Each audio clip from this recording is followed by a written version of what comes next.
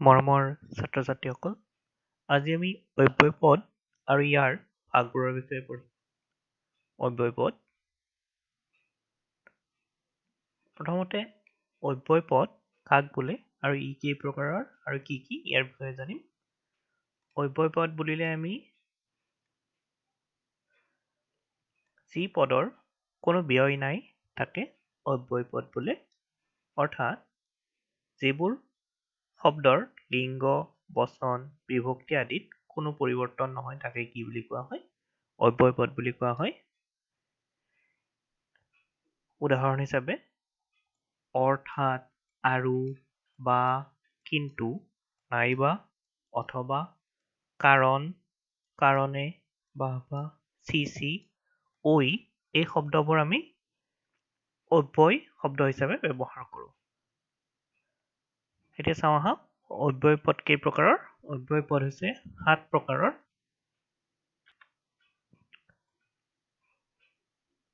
এক নম্বৰত সংযোজক বা যোজক অব্যয়, বিয়োজক অব্যয়, ভাৱবোধক অব্যয়, সম্বোধনবোধক অব্যয়, প্ৰশ্নবোধক অব্যয়, সমিধানবোধক অব্যয় আৰু আনুষংগিক অব্যয়।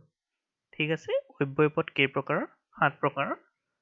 এই সংযোজক বা যোজক অব্যয়, বিয়োজক অব্যয়, ভাৱবোধক অব্যয়, সম্বোধনবোধক অব্যয়, প্ৰশ্নবোধক অব্যয়, সমিধানবোধক অব্যয় আৰু আনুষংগিক অব্যয়। অৰ্থাৎ অব্যয় পদ কাক বোলে বুলি ক'লে আমি কি বুজিম? যি পদৰ কোনো ব্যয় নাই তাকে অব্যয় পদ।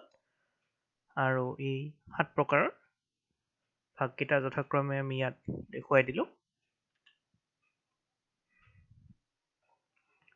প্ৰথমটো ভাগ সংযোজক অব্যয় বা যোজক অব্যয় কাক বোলে? যি অব্যয়ে দুটা বা তাতকৈ বেছি পদ বা বাক্য যোগ কৰে তাক সংযোজক অব্যয় বোলে। উদাহৰণ হিচাপে সি আৰু মই, ইয়াত এই আৰুটো হৈছে কি? সংযোজক অব্যয় বা যোজক অব্যয়। মই নাযাওঁ কাৰণ মোৰ গা বেয়া লাগিছে, ইয়াত কাৰণটো হৈছে কি? সংযোজক বা যোজক অব্যয়। বিয়োজক অব্যয় ঠিক তেনেধৰণে।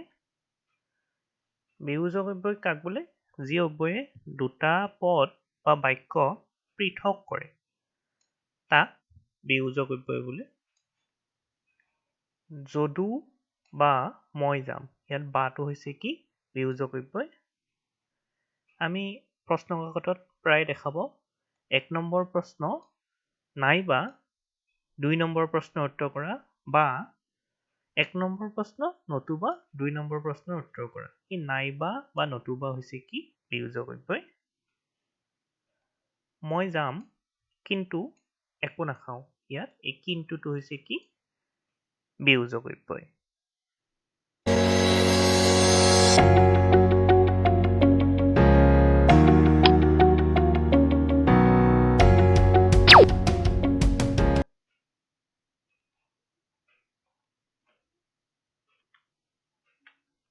ভাৱবোধক অব্যয়।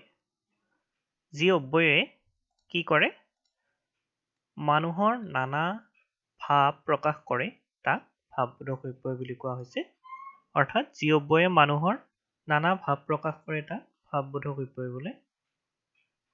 আহ কি গৰম বা আহ কি সুন্দৰ পৰিৱেশ, এই শব্দবোৰ কওঁতে আমি বৰ গৰম, এই শব্দবোৰ কওঁতে আমি এই যিবিলাক এই শব্দবোৰক আমি কি বুলি কওঁ? ব্যৱহাৰ কৰোঁ।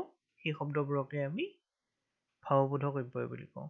ইয়াত চাবা বা তুমি জিকিলা, এই বা হৈছে কি? ভাৱবোধক অব্যয়। সম্বোধনবোধক অব্যয়। যিবোৰ অব্যয় সম্বোধন কৰোঁতে ব্যৱহাৰ কৰা হয় তেনে অব্যয়ক সম্বোধনবোধক অব্যয় বোলে। চোৱা অ দেউতা বুলি কওঁতে অটো হৈছে কি? সম্বোধনবোধক অব্যয়। ঐ ল'ৰাহঁত বুলি কওঁতে ঐটো হৈছে কি? সম্বোধনবোধক অব্যয়। বোপাই যত্ন কৰিলেহে ৰত্ন পাবা, এই বোপাইটো হৈছে কি? সম্বোধনবোধক অব্যয়।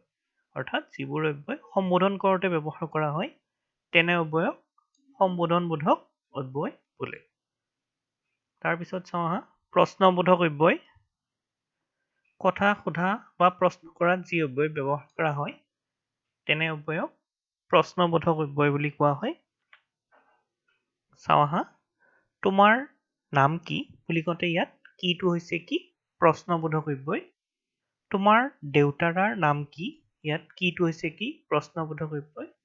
তোমাৰ মাৰাৰ নাম কি, ইয়াত কিটো হৈছে কি প্ৰশ্নবোধক অব্যয়। তোমাৰ ভালনে, ইয়াত নেটো হৈছে কি প্ৰশ্নবোধক অব্যয়। তুমি আজি যাবা নেকি, ইয়াত নেকিটো হৈছে কি প্ৰশ্নবোধক অব্যয়। অৰ্থাৎ কথা সোধা বা প্ৰশ্ন কৰাত যি অব্যয় ব্যৱহাৰ কৰা হয় তেনে অব্যয়কে কি বুলি কোৱা হৈছে প্ৰশ্নবোধক অব্যয় বুলি কোৱা হৈছে। নেক্সট চাওঁ আহা, সমিধানবোধক অব্যয়। কথাৰ বা প্ৰশ্নৰ উত্তৰ দিওঁতে ব্যৱহাৰ হোৱা অব্যয়ক আমি সমিধানবোধক অব্যয় বুলি কওঁ। চাওঁ আহাচোন, যদি মোক সোধে ভাত খালানে, আমি উত্তৰত কেতিয়াবা এনেধৰণে কওঁ ওঁ। সেই বুলি ক'লে এই ওঁটো হৈছে কি সমিধানবোধক অব্যয়। স্কুললৈ যাবানে, তেতিয়া আমি উত্তৰত কি দিওঁ অহো। যাওঁ, নাযাওঁ, আমি অহো বুলি ক'লে কি নাযাওঁ অৰ্থত ব্যৱহাৰ কৰোঁ, অৰ্থাৎ নাযাওঁ অৰ্থত বুলি কৈ দিওঁ। এই এনেকুৱা শব্দবিলাককে কি বুলি কোৱা হৈছে সমিধানবোধক অব্যয়। আকৌ যদি সোধে তুমি চাকৰি পালানে, যদি পাইছো তেতিয়াহ'লে আমি কি কওঁ হয়। তাৰপিছত আহিল আনুষংগিক অব্যয়। যিবোৰ অব্যয় আন পদৰ লগত যোগ হৈ সিহঁতৰ অৰ্থ বেলেগ কৰে তেনে অব্যয়ক আনুষংগিক অব্যয় বোলে। অৰ্থাৎ যিবোৰ অব্যয় কি হয় আন পদৰ লগত যোগ হৈ সিহঁতৰ অৰ্থ বেলেগ কৰে তেনে অব্যয়ক আনুষংগিক অব্যয় বোলে। চাওঁ আহাচোন, সেই এটো হৈছে ইয়াত আনুষংগিক অব্যয়। অৰ্থাৎ ইয়াত কি হৈছে তুমিয়ে খোৱা, অৰ্থাৎ তুমিৰ লগত যোগ হৈ তুমিয়ে খোৱা হৈছে। অৰ্থাৎ তুমিয়ে খোৱা বুলি ক'লে আমি বুজি পাম যে কিবা যদি খোৱা বস্তু দিয়ে দুজনক, তেতিয়া মই নাখাওঁ তুমিয়ে খোৱা। অৰ্থাৎ এই এটো হৈছে কি আনুষংগিক অব্যয়। ঠিক তেনেধৰণে ময়ো যাম, অৰ্থাৎ ইয়াতে ওটো মই লগত ব্যৱহাৰ হয় কি হৈছে ময়ো হৈ গৈছে। মই যদি হওঁ তাৰ লগত যদি ব্যৱহাৰ কৰোঁ তেতিয়া কি হ'ব ময়ো যাম। চোন, এই চোন শব্দটো হৈছে কি এই অব্যয় শব্দ। এই অব্যয় শব্দটো কি বুলি কোৱা হৈছে আনুষংগিক অব্যয়। আমাৰ ঘৰলৈ আহিবাচোন, এই চোনটো হৈছে কি আনুষংগিক অব্যয়। ঠিক আছে, আমি অব্যয়ৰ বিষয়ে পঢ়িলো, অব্যয় পদ কাক বোলে আৰু ই কেই প্ৰকাৰৰ, ই প্ৰধানতঃ 7 প্ৰকাৰৰ। ঠিক আছে, আজিলৈ এৰিছো, ধন্যবাদ।